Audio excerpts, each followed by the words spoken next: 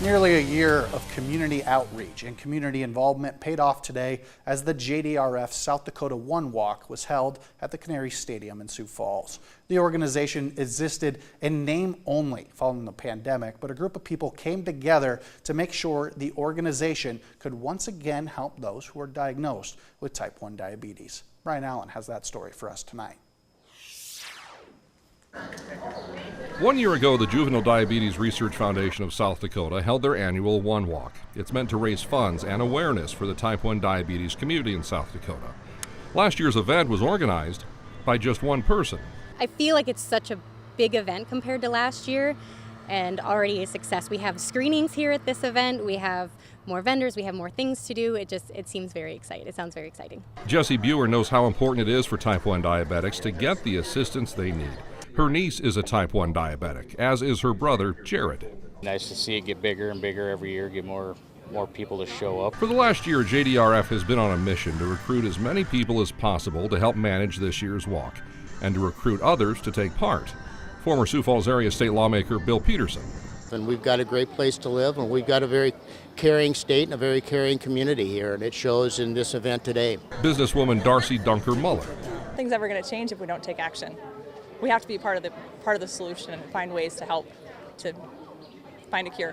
The host of Late Night Boomin', Jack Unruh.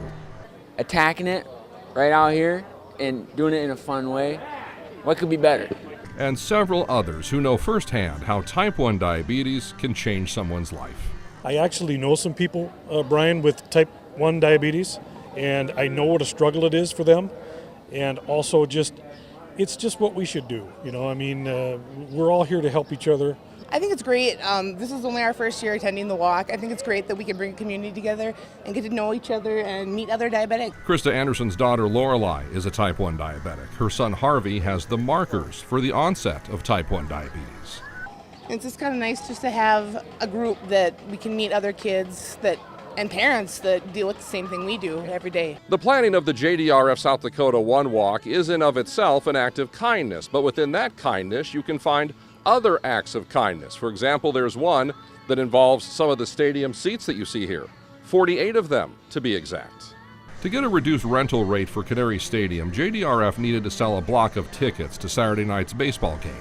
They came up 48 short until Landon Ray decided to buy all 48. I wanted to be able to give in a different way, and one of that ways is to obviously make sure that this event can go off without a hitch and keep the prices low. I mean, this is all volunteer. There's no one getting paid for any of this, and you know, I'm blessed to be able to give my efforts and my fruits of the labor to contribute to something like that, and that was one of my ways to do it, was to buy the rest of the tickets to make this event happen. And with this year's walk now in the books, the planning has already started for next year.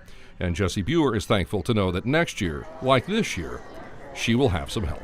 It's been a roller coaster. Just last year, like I said, I mostly planned it by myself. I knew that going into it. This year, it's been just a different challenge, but it's been more of a rewarding challenge because we've gotten the volunteers, and handling them is a different challenge, but it's a wonderful challenge to have. In Sioux Falls, Brian Allen, Dakota News Now. If you would like to get involved with JDRF South Dakota, you can send them a message through their Facebook page. We've included a link to that with this story on the Dakota News Now website.